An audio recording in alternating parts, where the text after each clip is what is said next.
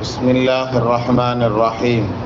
عن أبي هريرة رضي الله تعالى عنه أن رجلا قال يا رسول الله إن لي قرابة أصلهم ويقطعوني وأحسن إليهم ويسيئون إلي وأحلم عنهم ويجهلون علي. فقال صلى الله عليه وسلم لئن كنت كما قلت فكأنما تصفهم المل ولا يزال معك من الله ظهير عليهم ما دمت على ذلك أو كما قال عليه الصلاة والسلام وتسليم. صدق النبي صلى الله عليه وسلم. சையதுனா Abu Hurairah ரலியல்லாஹு தஆலா அன்ஹு அவர்கள் அறிவிக்கக்கூடிய ஹதீஸ் இது. அல்லாஹ்வுடைய திருத்தூதர் முஹம்மது நபி ஸல்லல்லாஹு அலைஹி வஸல்லம் அவர்களிடம் ஒரு மனிதர் கேட்டார், இன்னலி கராபத்தன் அசிலுஹும் யக்தஊனி. அல்லாஹ்வுடைய திருத்தூதரே, நிச்சயமாக எனக்கு உறவினர்கள் நிறையாக இருக்கிறாங்க, அவர்களோடு நான் நல்ல விதத்தில் நடந்து கொள்கிறேன்.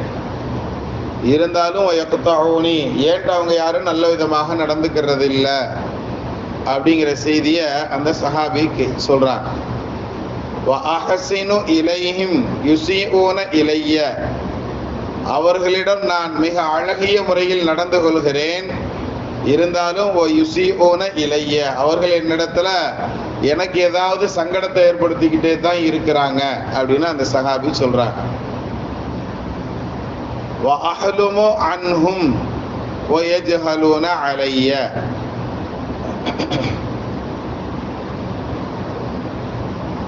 நான் ரொம்ப பொறுமையாக அவர்களிடத்தில் நடந்து கொள்கிறேன், ஆனால் அவர்கள் என்னிடம் அறியாமையாக நடந்து கொள்கிறார்கள். இந்த மாதிரி 3 விதமான விஷயங்களை சொல்றாங்க.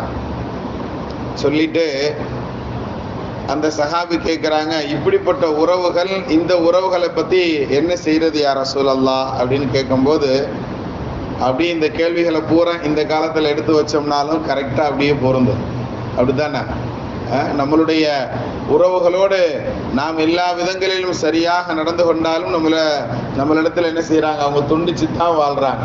அப்படித்தான் நிறைய உறவுகளை நாம் பார்க்குறோம். பொம்படியாக போய் நாமளாம் ஒரு சலாமாவது சொல்லணுமே அப்படிங்கிறனால ஒரு சலாத்தையாவது சொல்லுவோம் அப்படின்னு சொல்லி ஒரு சலாமை சொன்னாலும் மூஞ்சி திருப்பிட்டு போகக்கூடிய நிலைகளில் தான் நம்மளுடைய உறவுகளை நாம் பார்க்கிறோம். வஅஹ்லுமு அலைஹிம், எல்லாத்தையும் பொறுத்து போனாலும் நம்மளை இன்னும் கொஞ்சம் கோபத்தை ஏற்படுத்துகிற மாதிரி உண்டான அறியாமை விஷயங்களை தானே செய்கிறாங்க. இது மாதிரி உண்டான கேள்விகளை அந்த சஹாபி அவர்கள் கேட்கும்போது, காலன் நபி ஸல்லல்லாஹு அலைஹி வஸல்லம், அல்லாஹ்வுடைய திருத்தூதர் முஹம்மது நபி ஸல்லல்லாஹு அலைஹி வஸல்லம் இந்த கேள்விகளுக்கெல்லாம் பதில் சொன்னாங்க. லஇன் குன்த கமா குல்த, நீ சொல்ற மாதிரியே நீ நடந்துக்கிறதாக இருந்தால் அப்படின்னு சொல்லி தான் நபி ஸல்லல்லாஹு அலைஹி வஸல்லம் பேசவே ஆரம்பிக்கிறார்.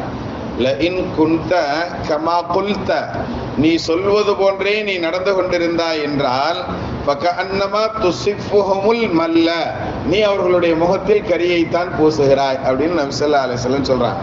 வலா யஸாலு மஅக மினல்லாஹி ظஹீருன் அலைஹிம் மா தும்து அலா தாலிக, இது போன்று நீ நடந்து கொண்டிருக்கும் காலமெல்லாம் உனக்கு உதவி செய்யக்கூடிய ஒரு நபரை, ஒரு மலக்கை அல்லாஹ் உன்னோடு ஏற்பாடு செய்து வைத்திருக்கிறான் அப்படிங்கிற செய்தியை சொல்லி நபி ஸல்லல்லாஹு அலைஹி வஸல்லம் அவர்கள் ஆறுதல் சொல்றாங்க.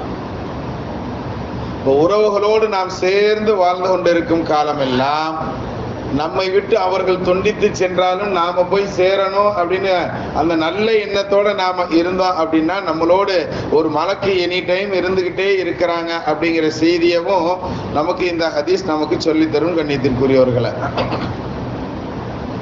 அதே மாதிரி இந்த ஹதீஸ்ல வரக்கூடிய முக்கியமான ஒரு வாசகம் வகஅன்னமா துஸிஃபுஹுமுல் மல்ல, அவர்களுடைய முகத்தில் நீ கரியை பூசுவதற்கு சமம் அப்படின்னு நபி ஸல்லல்லாஹு அலைஹி வஸல்லம் சொல்றாங்க.